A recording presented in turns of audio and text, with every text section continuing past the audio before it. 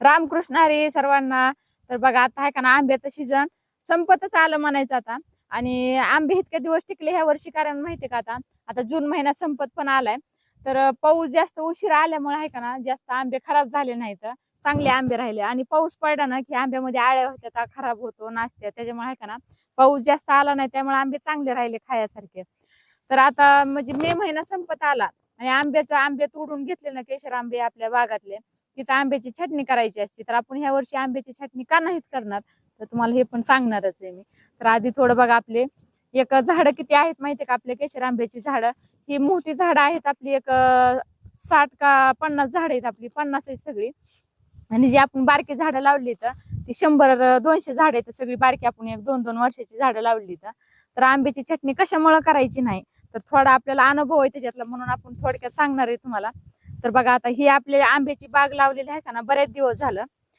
तर आंब्याची बाग कशामुळे, आता आमच्या आंब्याचं काय झालं, ह्याच्यात 2-3 झाड आहे का ना, बिरुड लागल्यामुळे थोडी खराब झाली. तर आता इथं पण एक झाडच होतं. तर हे बघा खोड आहे इथं. तर ह्या खोडात आहे का ना, एक झाड होतं, त्याला बिरुड लागल्यामुळे ती वायाला गेलं झाड. आणि आंब्याचं आता ह्या वर्षी आम्ही चटणी कशामुळे करणार नाही, तर बघा आता हे किती फुटले ह्या आंब्याला. तर हे बघा, ही जेवढी आंबे संपलेले की आंब्याची चटणी करायची असते. तर आम्ही गेल्या वर्षी पण केली होती, हो काही गेल्या वर्षी चटणी केलेली. आणि ही त्याला फुटून आलेले फंट येत हे. तर आंब्याची चटणी करताना आहे का ना, आता हे फंट आहेत ना, तर हिथून आंब्याची चटणी करीत असते. तर ही खाली डोळा ठेवायचा आणि हिथून वर ही चटणी करायची असते. तर आंब्याची चटणी आम्ही ह्या वर्षी का करणार नाहीत, आंब्याची झाड आपली थोडी लहान आहेत आणि आमची केशर आंब्याची झाड आहे का ना, थोडी एकसारखी नाहीत झाड, थोडी चेंज आम्हाला फसविलंय म्हणल्यासारखं झालंय. तर वेगळी वेगळी झाडं आलेत.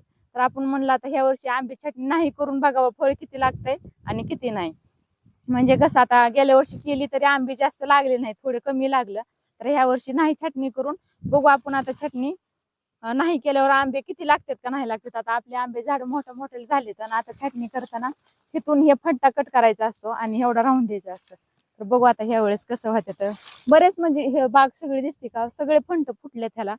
तर झाड मोठाली होत्यात आणि जास्त फळ लागतंय असं पण होतंय. पण जास्त आंबे झाड मोठाले झाले का आंबे तोडता येत नाहीत असं म्हणतात. पण आता आपले आहे का ना, झाड मोठाली होऊन द्यायचेत आपल्याला, म्हणजे फळ पण जास्त लागत आहे आणि तोडायला पण येतंयच. तर बघा ही झाड आहेत अशी. आता ही आपले आंब्याची बागातले आंबे आहेत, केशर आंब्याची बाग आहे आपली. तर असे बरेच 5-6 झाड आहेत की वेगळी वेगळी झाड आहेत. तर ही बघा, एक अर्धा किलोच्या पुढं आंबा आहे बरं का हे. तर अशी फक्त 2-3 झाड आहेत की अशी आलेली इथं. हे बघा, हे आहे कलमी आंबा. तर ही सगळ्यात उशिरा पिकवतो, सगळ्यात शेवटला पिकतो हे आणि टिकतो बरं का हे. तर हे बघा, इकडे झाड आहेत सगळी, नाही का. तर चला, तुमच्या इकडे पण आंब्याची बाग कुणाच्यात आहे ना, तुम्ही पण चटणी करतात, एक वर्षी तुम्ही पण नाही चटणी करून पण बघा की आंब्याला जास्त फळ लागतंय का नाही लागतंय. तर आम्ही तर ह्या वर्षी करणार नाहीत, तर तुम्ही पण एक वेळेस नक्की तसं करून बघा. आणि कुणाला आणि काय माहिती असली ना, तरी पण आम्हाला कमेंट करून नक्की सांगा. चला, बाय बाय.